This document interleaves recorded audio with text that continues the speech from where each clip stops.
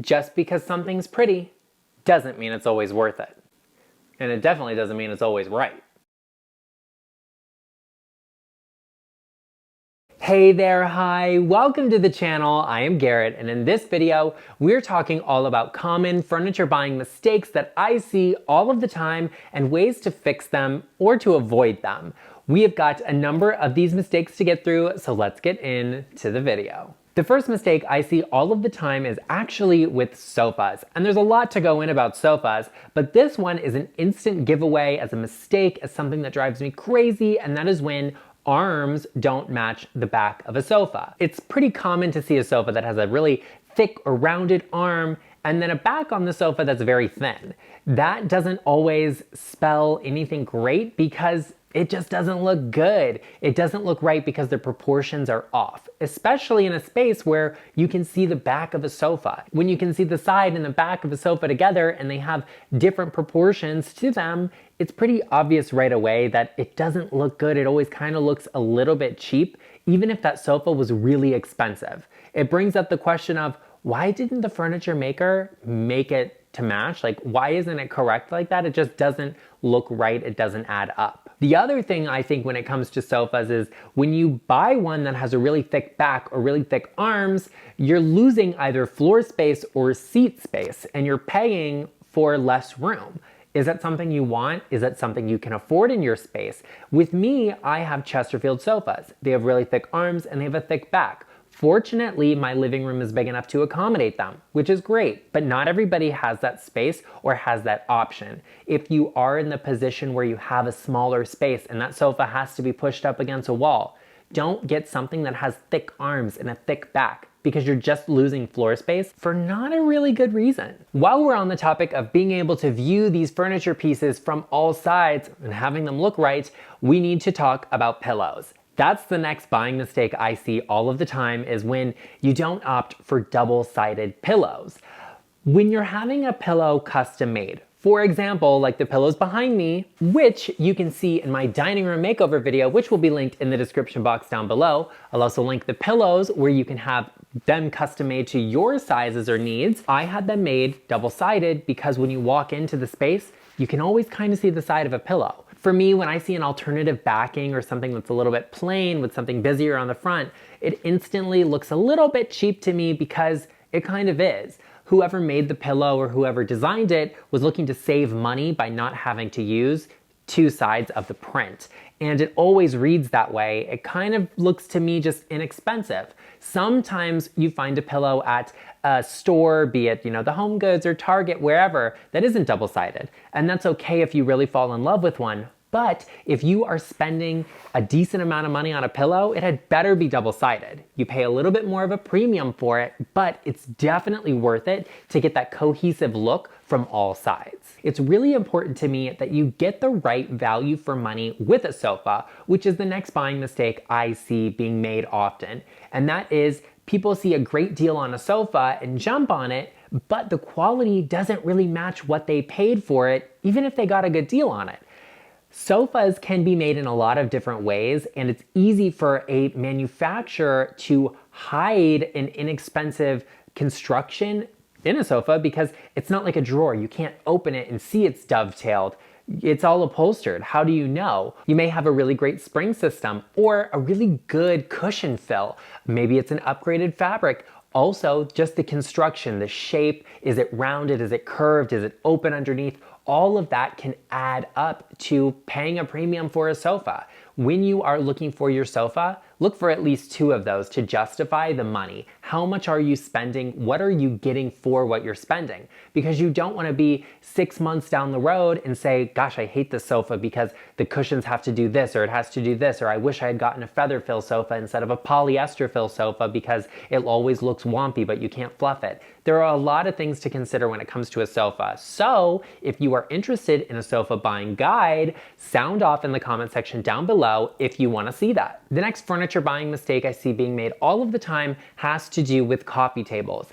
And this for me is a little bit of a furniture buying mistake, but also a decorating mistake. And it's all about the size and dimension of a table. I also want to make sure that a coffee table's width or depth is consistent with the sofa, not necessarily the same length or a matching dimension, but it needs to accommodate that piece. If I have an 8-foot sofa, which is pretty much an industry standard, and I have a 36-inch coffee table, well, that's a big difference there. I mean, I've got 8 feet of sofa and 3 feet of coffee table. Where's the other 5 feet? It's all just extra space. If you have accent chairs flanking either side of the table, well, that space is taken for. But if you don't, you just have a ton of wasted room, and the dimension or proportion of that coffee table will actually look out of place, be the incorrect scale with the sofa. Something you can do to overcome that if you are in a tight or smaller space is stack 2 smaller tables together. That way you're getting something that's really long but very thin. If you are in a smaller space that requires a sofa, a table, a chair, and a walkway, look for a smaller coffee table.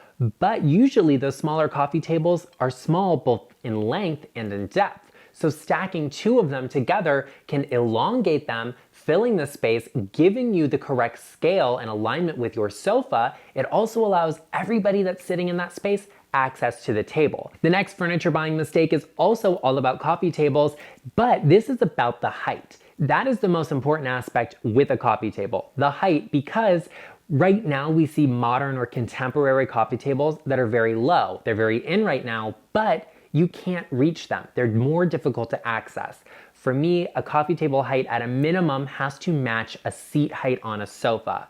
That's typically 18 inches. But I also think you can opt for a cocktail table, which is slightly taller. This might be 22 inches, maybe 24 inches. It means that you can sit and access the table much easier without having to strain, reach, or bend in like a crazy position to get to the drink or the TV remote you've sat on that table. It may not be ideal, and it's also not the most comfortable. The coffee table height is the most important thing to look for when you are at a store or you are shopping for a space. Does it align with the sofa? Can you reach it? Can you access it? That's something really important and always something to consider in any space or any piece of furniture you are looking for. While we are on the topic of looking for things, I want to take a moment and thank all of you for being here with me and supporting the channel. I know that you are always looking for that right thing, the perfect fit, which is why I made it super easy for you to find the subscribe button down below. You should definitely take a moment, click the button, and hit the bell notification to get notified every time I upload. Trust me, it's the perfect fit and you can't go wrong. The next furniture buying mistake I see all of the time is all about the accent chair. We've talked about a lot of things when it comes to accent chairs: scale, proportion, using them to change the flow or circulation of a space, and I love that. But one of the most important things to keep in mind when you are looking for an accent chair is to avoid the set, is to avoid looking matchy-matchy, because it instantly makes a space look impersonal. That's something we always want, is a space that is personal to you. So having a space that looks like you bought a furniture set just doesn't work. What I mean by that is look for chairs that are a color, that are a pattern, but don't get the matching pillows and the matching drapes and everything that matches perfectly.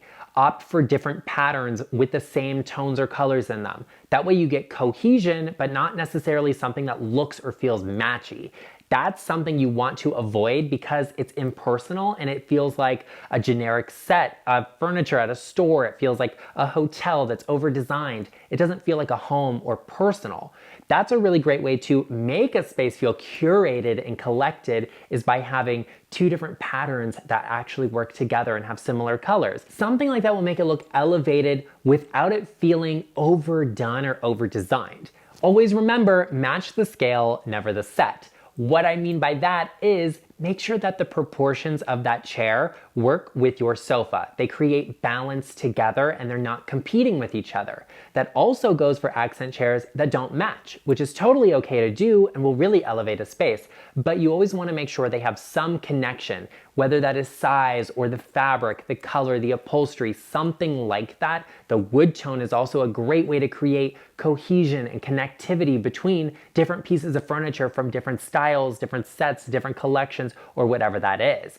Accent chairs are really great for a space. I think every living room needs one, but you want to be careful that you are not creating a space that looks or feels matchy-matchy. The next furniture buying mistake I see all of the time and is very easy to avoid is all about tables and side tables specifically. Now in my living room, I'm not a side table person. I much prefer the coffee table. But if you have a floating living room, or maybe you just have side tables, you like them, That's fine and that's great and it can work. But the most important thing is those side tables can't be taller than the arms of the sofa. It immediately creates an imbalance in scale. It takes away a luxury feeling or a look you have from the sofa. The biggest piece of furniture in a room should always be the primary usage of that room. In a living room, it's gonna be your sofa, so you want that to feel the most substantial or the biggest. Having a table that is slightly set below the arms actually increases the scale of the sofa. It makes it look a little bit bigger, it makes it look comfier and cozier, and makes your eye go to that piece versus having a table that's really tall for the sofa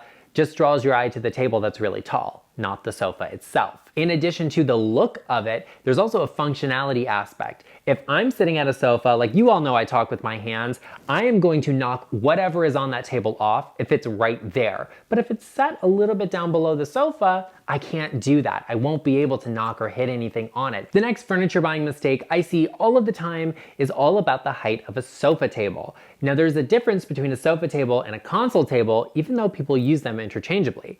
A sofa table always should sit below the back of a sofa. Once again, this is the same thing as the side tables. It throws off the scale of the sofa. It makes the table look like the biggest thing in the space when it really should be a sofa. It doesn't really make sense. It doesn't look right. It's just not a good look. It changes the balance and scale. Always get a sofa table that sits below the back of a sofa for a lot of reasons, if not just that it looks right, but also that functionality. It's easy to knock something over or knock a table over when it's taller than the back of a sofa. Plus, you might hit your head on the back of it or just knock stuff off the back of it. It's always safer and it just looks better to have a sofa table that sits slightly below the back of your sofa. We are moving on and let's spend a minute talking about bedroom furniture buying mistakes. I see so many of these and they're so easily avoidable when you really think about how you use the space. One of the biggest trends right now I'm seeing is actually these beds that have these really thick kind of side and footboards. Don't really make a lot of sense to me because from a style perspective, it looks pretty good, but usually these have a thin headboard. For me, it's a mistake. I want to see the proportions or dimensions of that headboard match the size and foot. Why would this be a thin headboard with really thick sides? Doesn't really make a lot of sense to me. And from a usability perspective, these are also about 4 to 6 inches thick, the kind of sides of the bed. That means that the nightstand's pushed further away, meaning it's more difficult to reach. And unless you're laying right on the edge of the bed, you probably can't reach it. If I can't take my glasses off and set them on the nightstand, what's the point of even having it? I might as well just put them on the floor, which is a huge mistake I'm seeing, and it's just a usability issue. You want to make sure you can reach the nightstand. So if you have one of these beds or you really like the style and you're considering it, look for a nightstand of some sort that will overhang and be a little bit closer to the bed, allowing you to actually reach it. This is an issue also when it comes to turning a lamp on and off. If it's that far away from you, how do you reach it?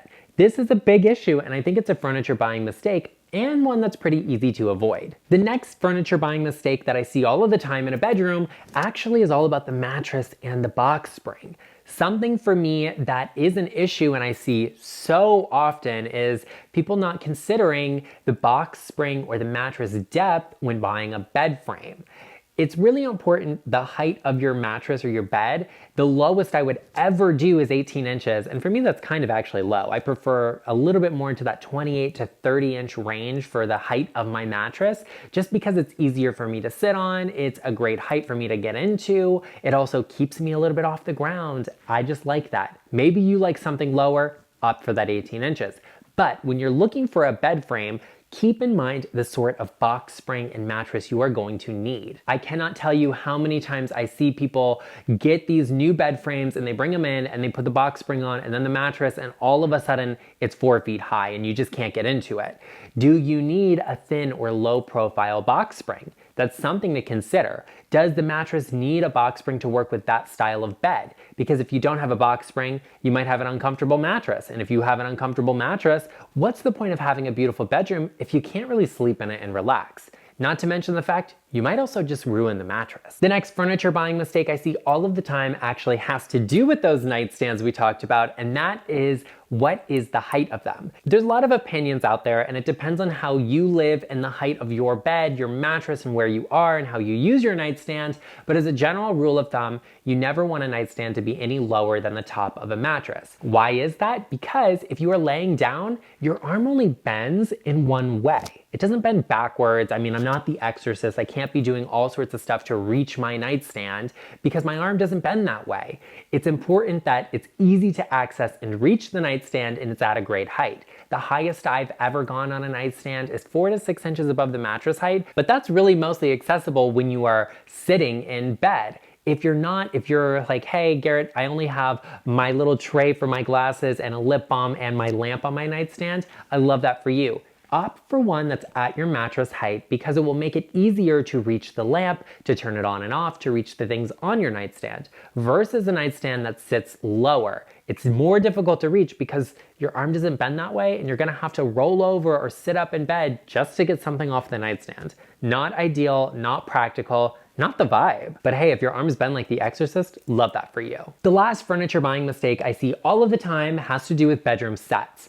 I've said this before, and I got some feedback on it, and people saying, but Garrett, I love my bedroom set. I don't want to get rid of it because it's beautiful. I just bought it. Don't get rid of it, but mix it up a little bit. Maybe you can put one of those pieces in a guest bedroom and swap something out. Maybe you have 2 nightstands and a dresser and a different sort of styled bed. That's what I have in my bedroom. My nightstands and dresser are from Theodore Alexander, and they're absolutely beautiful. But my bed is a hand-carved mahogany gilded masterpiece that I absolutely love. They're different styles, they're different finishes, they're different materials, but they look really great together because it's just some visual interest and a little bit of contrast. You can opt for a fabric headboard and bed frame with wood nightstands and dresser. The nightstands and dresser totally can match, and I honestly think that they should because it's a little bit easier to work with. But mix it up with a different sort of styled bed or a desk or a small chair in the space.